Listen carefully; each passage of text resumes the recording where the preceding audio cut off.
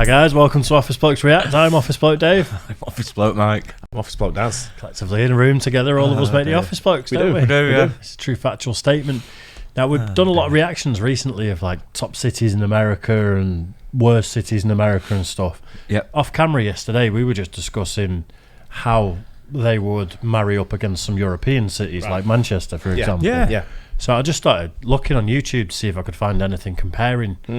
And I've come across this, which I've seen a couple of other people react to as well. Yeah. So, You know, we were talking yesterday when we were looking at some of them as well about fastest growing cities in certain areas or fastest growing metropolitan population. Yeah. The fastest growing city in Europe?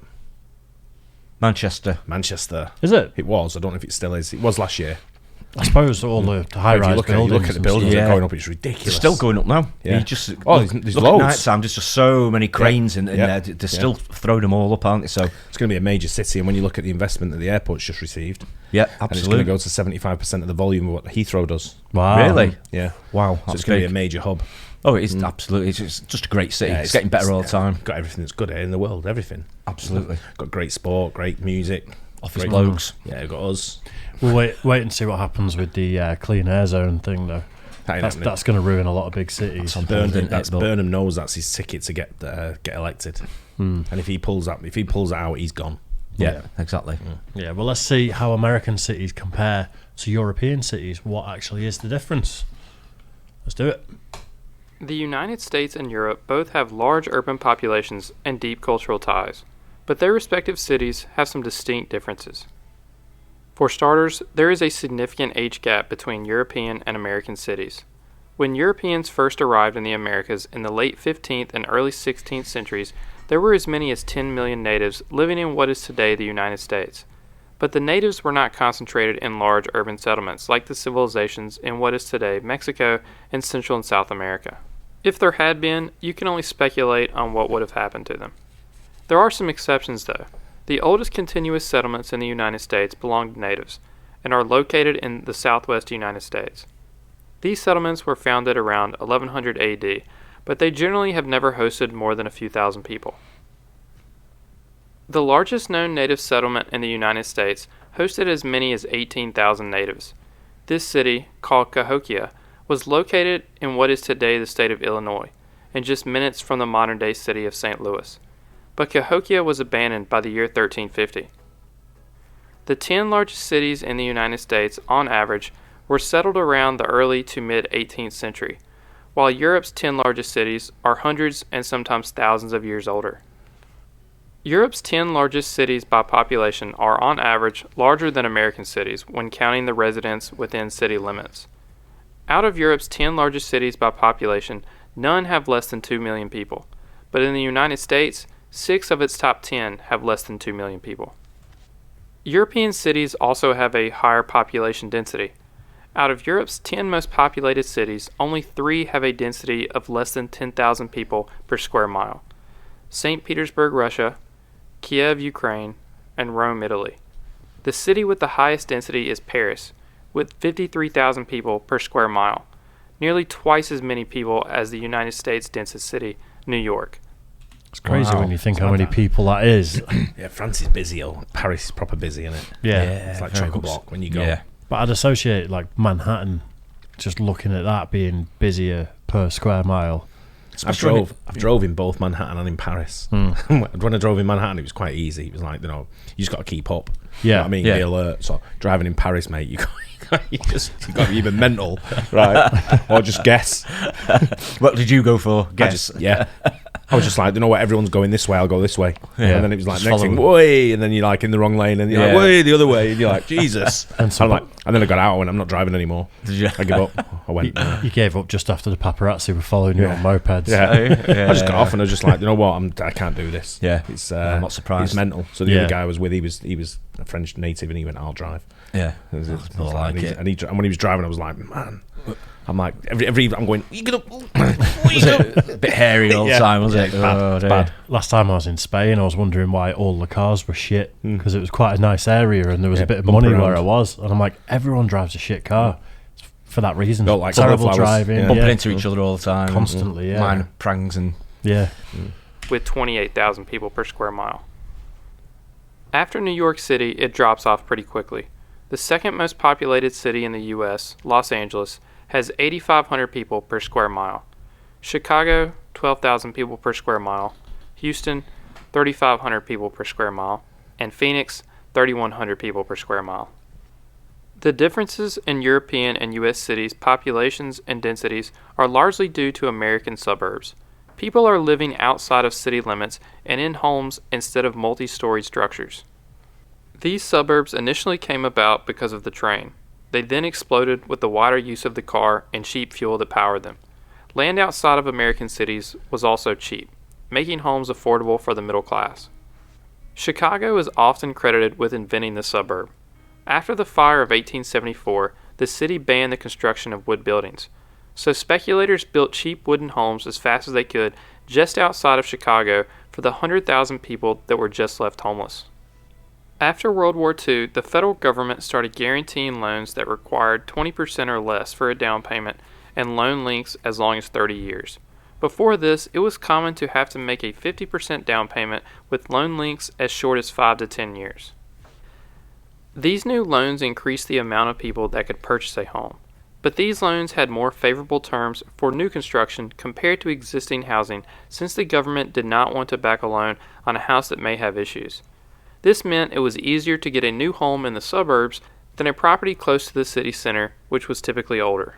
However, African Americans were often discriminated against when it came to these loans, so few were able to move to the suburbs. While mortgage discrimination has improved significantly, the discrimination that occurred from the 40s to the 60s contributed to generational poverty, and it has had a lasting impact on the geography of American cities.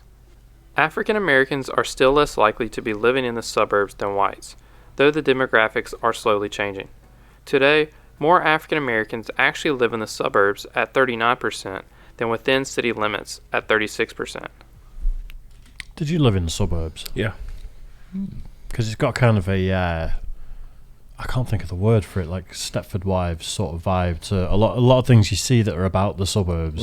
It's kind of all the same, and everyone's got to have the grass cut the same. Yeah, I mean, certain areas where I lived in where, I don't know, New Jersey was a little bit different than the suburbs because you can go like town to town, and it was pretty much different because there was some like older sort of areas there, and there was some more modern sort of areas. I lived in the more modern sort of setups, but then when I lived in the Woodlands in Houston, that was very clean and cut. Right. Everyone, you know, you can only order a certain style of house. There was only like 5 different houses. Yeah. Sort of thing. So every house was like, every 5th house was the same. Yeah. Right. Yeah. But you get 3 in a row that was the same, and then 2 in a row that was different, then 1, then 3. No. Was that one of those where the housing committee or whatever had come round if you let your grass grow too long, or you paint your picket fence the wrong colour? They used to have like security or whatever they were. I don't know what they done, fake cops I used to call them. I don't know if they were real police, but they were on horseback. Like they look like Mounties. Oh wow. From Canada. Yeah. They look like that sort of style look. But it was and the little boat sort of like went through the town centre. That was like a little canal boat. Yeah. Like a taxi, water taxis that take you down the canal and all that shit. Yeah. Yeah, a bit clean for me. Yeah. Yeah, I like it a bit more rugged, but it does look nice. Oh, it's beautiful. Lots of greenery. When you go into the suburbs in the US, I mean, not all the suburbs, but when you go into some suburbs in the USA, they're absolutely stunning, mate. Yeah. I mean, proper like elite. Yeah. Global elite. Yeah, looks good. The mass exodus in many of these cities, often referred to as white flight, led to severe urban decay. Residential buildings were abandoned, leading to local businesses shutting their doors due to less customers, which resulted in job losses, which led to poverty and crime, which led to more people leaving. This cycle continues in many cities today, while others have seen an urban revival in the last couple of decades, as many young professionals move back to the city. However, where wealthier people in the United States tend to live in the suburbs, in Europe, wealthier individuals are more likely to live in the city center. Take a look at this map of the London Underground, which shows the average income of the neighborhoods that use each stop. The highest income... Need a bit more of a look at that. I was going to go quickly. What are you looking for the highest? Are you looking south? Just in general, because it is a big concentration in the middle, isn't it, of the high earners? Yeah, but if you look a bit, I mean, you look Blackfriars, you want to go to the sort of like the financial sort of end as well, or a media end. Yeah. What's where you've got like? Well, you got London Bridge there, so there's no what's it there for Covent Garden, Leicester Square. That's all like the trendy sort of like areas, but you haven't got you got Westminster down there now, 132.9. So that's not This is the You go to average Chelsea, wage this as is the well. average, Yeah. yeah. But you go a bit Regent's Park, 155. Look at Stepney Green now, and it's like 55k. That's not that far, really. Stepney Green, well, that's you going out to the Going out to the right. Yeah, it's not Yeah, but that's towards the East End, I suppose, East isn't End, it, over yeah, there? if you Yeah. go- yeah. Highest murder rate in the world in the East Enders. That little East square, End, Albert isn't it? Square. Yeah, yeah, it's not great. Yeah, but when you go out to that East End and all around there, it's It's a bit rough. it's not the sort of place you want to sort of like. Some of it's all right, but some of it you don't want to hang around there, do you? Not if you can help it, really. No. I actually quite like London though. I've only been a couple of times, but I've had a good time. Nice boss both place. times. I go quite a lot. Yeah, it's nice. Incomes are at the center of the city, and the lowest incomes are at the farthest stops from the center. Speaking of public transportation, Europe's public transportation systems are usually thought of as superior to the United States, with a few exceptions like New York City. Because of the suburbs, U.S. cities are too spread out, and buses and trains can't stop at every block to pick everyone up. If they did, it would run extremely slow. When it comes to roads, both the United States and Europe have extensive major road networks. But in the United States, large roads often run right through its cities instead of up to it. While this may make sense in trying to quickly travel from state to state or city to city, it is often criticized for splitting neighborhoods and disrupting local communities. Another thing that separates European and U.S. cities are the amount of skyscrapers. United States cities generally have more skyscrapers. Out of 50 cities in the world with the most skyscrapers, only 2 are in Europe. Moscow, Russia, with 57 skyscrapers, and Frankfurt, Germany, tied for 50th with 17. The United States has 11 cities in the top 50, with the 17 in Frankfurt. How many would you say there is in Manchester now? What classifies as a skyscraper? Well, the So Frankfurt, So many floors. So many floors, isn't it? Well, I can't remember what it is. Frankfurt didn't. Moscow, Russia, with 57 skyscrapers, and Frankfurt, Germany. So yeah. So would you class like the what's the insurance building in Manchester? CIS. CIS. Would you class that as a? Yeah, it's a high rise. I'm not sure it's a. Yeah. It's not like 100 stories, is it? You know what I mean? It's. I mean, you've even got like when you go in 20. When you go in, is it 20 stories? Beetham's Tower. No, when you go in 20 stories next to the Ivy. Oh right, yeah. You can see a lot. Yeah. You can see pretty much around Manchester, but obviously these buildings are a lot taller than that. Yeah. now. Yeah. But Beetham Tower's not even. Beetham Tower was once the tallest. Now it's nowhere near. No, it's Yeah, not. it's a It's built- not even probably in the top 10 now. Built another cluster down there, haven't they? Yeah, it's Which, probably not in the top 10. There's got to be at least 10 skyscrapers in Manchester. I don't know now, what classifies as a skyscraper. we need to. Yeah, I've got 30 odd stories in my head, Yeah, 38 maybe. and it classes as a skyscraper. But yeah, we'll have to look into that Yeah. to try and find out. I was Not looking sure. looking at the Manchester skyline when I was leaving Salford yesterday, and it's ages since I've looked at it from that far away Yeah. and just seen. Does looks great. Oh, well, Looks we really- drive through yeah. it a lot because we go to the stadium, obviously, City, and you drive right through the centre, and it's. I just look every day and I think, wow, look at, and you see new like elevator shafts coming up, and you're like, look at this, Yeah, another one, another still one. building out. They're doing like a round one Loads. as well at the moment, aren't they? Which is near the cluster. Yeah, the there's other side. loads. Yeah, looks good. Germany, tied for 50th with 17. The United States has 11 cities in the top 50, with the most going to New York City with 287 skyscrapers. It's a lot. When European Yeah. cities do have skyscrapers, they tend to have a section designated for them, away from their historic city center, like La Défense, a business district which is actually a few miles outside of Paris itself. The skyscraper was first born in the United States in the late 19th century, the first in Chicago and later in New York City. The United States took pride in their large structures, seeing them as a symbol of their prosperity and power. Europe, on the other hand, already had established historic buildings and public spaces that left little room for large new structures. They were also resistant to what could be considered American. After the destruction of European cities in the Second World War, Europe had the chance to build whatever they wanted. They could redesign their cities around the car as American cities were starting to, and now had room to build skyscrapers. But Europe chose not to. Europe had an overwhelming desire to build their cities back to the way they were before the war and to preserve their unique cultures and way of life. The city of Brussels also played a role in the rest of Europe protecting its urban landscape. The city of Brussels had a laissez-faire approach to urban planning in the 1960s to the 1980s. Structures that were often generic and didn't fit in with Brussels' historic city landscape were put all over the city. The rest of Europe took notice and became concerned a similar randomness of structures could be placed all over their respective cities. Zoning laws that protected Europe's historic districts and structures were then passed across the continent. If you enjoyed this video, please subscribe for other geography-related topics. Interesting. I would have liked a few more stats, maybe a bit more like... Yeah, it wasn't majorly informative, is what I was thinking. Yeah. It's some great cities when you look at, you go to cities for different reasons, don't you? For different things, for culture or for whatever.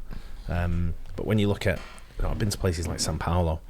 When you go to Sao Paulo, it's like, man, it's just sprawling, busy, massive sort of city. When you fly in, you're flying over you just look out the window and you see buildings for miles and miles and miles, and you think, wow, this is going to be crazy.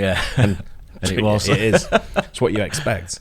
But it's but you go places like New York City, skyscrapers, and you go up and you're looking down on the world, sort of thing. Yeah, but then you've got modern cities like Manchester, which is not, I wouldn't say it's a modern city, but it's growing into being a modern metropolis. It's a really good mixture, isn't it, of old and new. Some great, old buildings there. Really, some fantastic architecture. But I just think these new ones that they're building now fit in so well. They do. It just works. It's very modern. It really does. But then you look at super modern cities like Dubai or places like that, which is Singapore and places like that. Singapore again, they've got a lot of history in Singapore, but they've still got them big buildings. It's only a tiny little place, so they had to go up as opposed to spread out. Yeah. There's not a great deal to work with. Yeah, exactly. I think when they were showing Brussels then, though, that had similarities to little areas of Manchester where there's just shit buildings that were thrown up in the 60s or 70s, where they're really just square blocks. You could go in the middle of Piccadilly Gardens and just do a 360-degree view, and there's nothing matches. It's just weird, isn't it? Yeah. But then you go down to like Northern Quarter, got some real smart historical buildings, and then you've got the odd building that's been popped up and you like doesn't really fit a little bit, but you can see where the designers come from to try and make it fit. Yeah, I get what you mean. I think doing it, it's obviously organically added to over the decades, if not centuries. There's no other way. It's not like changing. It's not like 300 years ago. Someone looking at Manchester could have gone, you know what? If we put that there, that there, that there, and that there, and then in 300 years, when the car is prominent, it'll look like that. It's what people want. There's all the repurposing, like all the warehousing which is done in town, and all the it's absolutely huge in Manchester, clearly, wasn't it? But now, like they said on there, people are moving back into the city centre, aren't they? I mean, city centre living now is absolutely huge, and it's so popular, it's unbelievable. Yeah, one of my favourite places. One of my favourite places to go to in Manchester is down like Deansgate Lock. Yeah, and all around there, where you've got all the warehouses that have been converted into apartments. Yeah, that looks really smart. And underneath is all the restaurants and bars. Yeah, it's a proper, real trendy sort of area really down there. I like it around there. My bro used to live there at one point. Right next, there's 4 buildings that are exactly the same next to the canal. He lived on the. I was going to say the top floor, but I think it was like the 11th or the 12th floor. It's made me nervous though, looking at the balcony. Like Albert Shed is. Where Albert Shed is and all that. And Tunes 92 and all that. It's nice. Yeah. But it's really working though, isn't it? What they're doing in town, it's really working. Just need to pull down Piccadilly Gardens now and do something. They're regenerating it. Yeah, they've been saying and clad the Arndale, the Arndale building. Yeah, no doubt it'll be some flammable cladding they do it with. Manchester Council, nah, never. Hope you guys enjoyed that. Don't forget to like and subscribe. We'll catch you on the next one. Cheers, guys.